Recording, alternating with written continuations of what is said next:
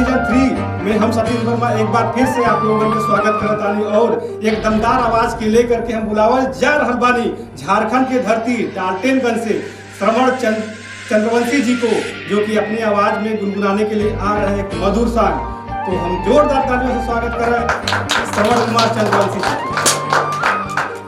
सगरो धुआं धुआं उठल जिंदगी में हमरा ऐसे, सगरो धुआं धुआं उठल जिंदगी में हमरा ऐसे, जान बिन बेजान भइनी जी बोल कैसे, तू बतावना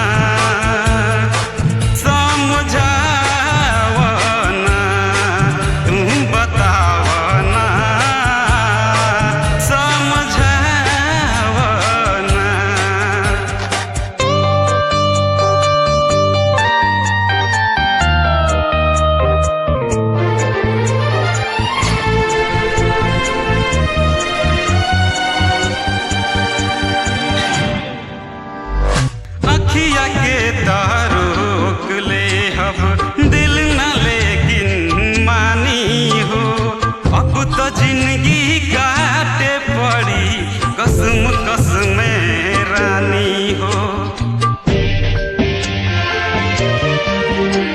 अखिया के तारोक ले हम दिल न लेकिन मानी हो, अब तो जिंदगी काटे पड़ी कसम रानी हो। तड़पेले मछली जल बिना तड़पेला दिल वैसे, जान बिन बेजान भइनी जी बोल कैसे, तुम बतावना समझावना,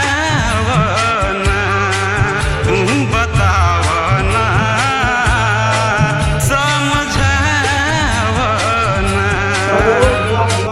जिंदगी में बाटे इनका। तो इनके इस धुआं पे हम चाहब कि जनता जनार्दन इनके धुआं के बुझावे खातिर एक लाइक दे और अपने निर्णायक मंडल पे चलब जानब दिलीप भाई जी से कि इनके ये गाना पे क्या कहना चाहते हैं।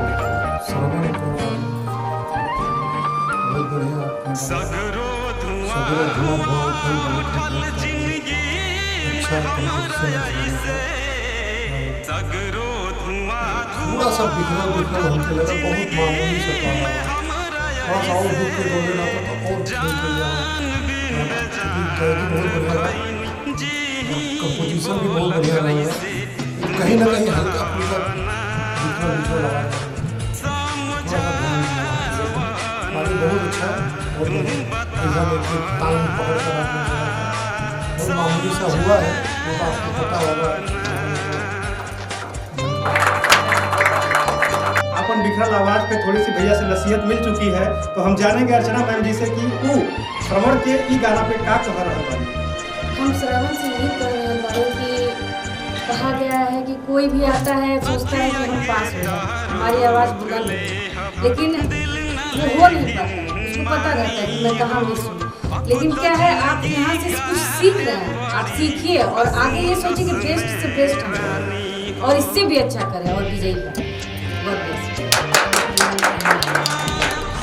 निर्णायक मंडल से इनकी विजय होए खातिर आवाज मिल चुकी बा, आगाज हो चुकल बा।